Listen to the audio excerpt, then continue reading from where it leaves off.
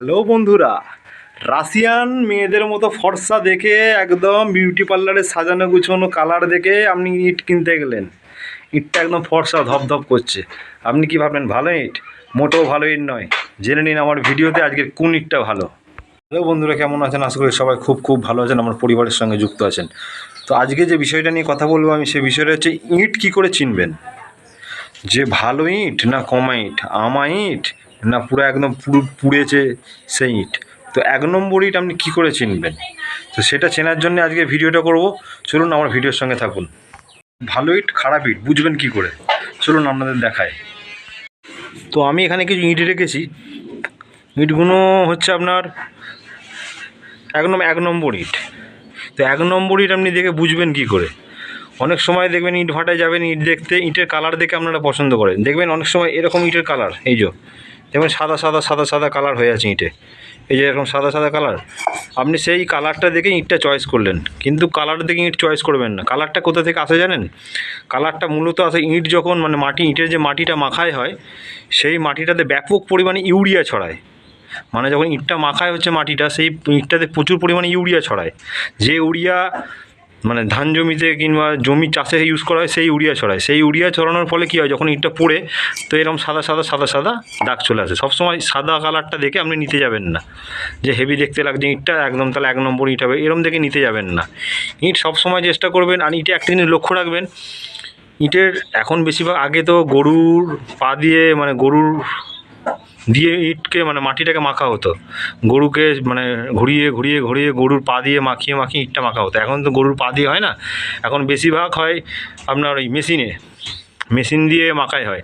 ওদের ভেতরে দেখবেন অনেক সময় লক্ষ্য করে, এখনকার ইট যেগুলো, সেইগুলোর ভেতরে এই যে গুডলি গুডলি হয়ে আছে, এই যে এরকম, এই যে এরকম গুডলি গুডলি দেখতে পাবেন অনেক রকমের।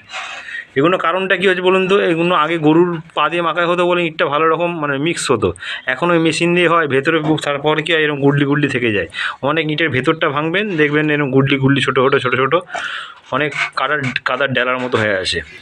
অতএব সেসব একটু সাবধানে থাকবেন। এখন বেশিরভাগটাই তো আর গরুর পা দিয়ে মারানো ইট ভাটা আর নেই সেরকম, এখন সবই মেশিনে মাখানো ইট। তো চেষ্টা করুন সবসময় বেশি কালার দিয়ে যাবেন না, কালারটা দেখবেন না বেশি। সবসময় ইট দেখবেন কীভাবে, ইটের আওয়াজ শুনবেন, ঠিক আছে? ইটের আওয়াজ আপনার কথা বলবে। এই যে দেখেছেন, ইটের আওয়াজটা শুনুন।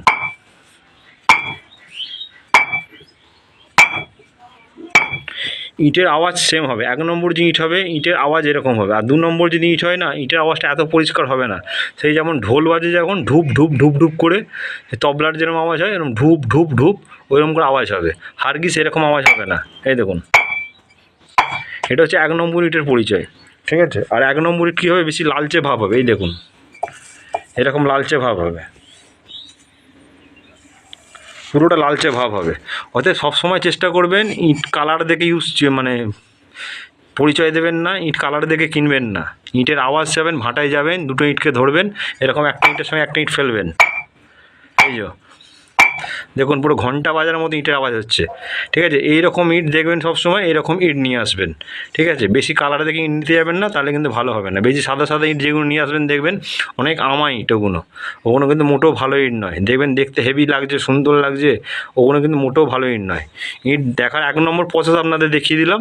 আওয়াজ শুনবেন ইটের, ইটের আওয়াজ কথা বলবে, যেটা এক নম্বর ইট, দু নম্বর ইট না তিন নম্বর ইট, ঠিক আছে?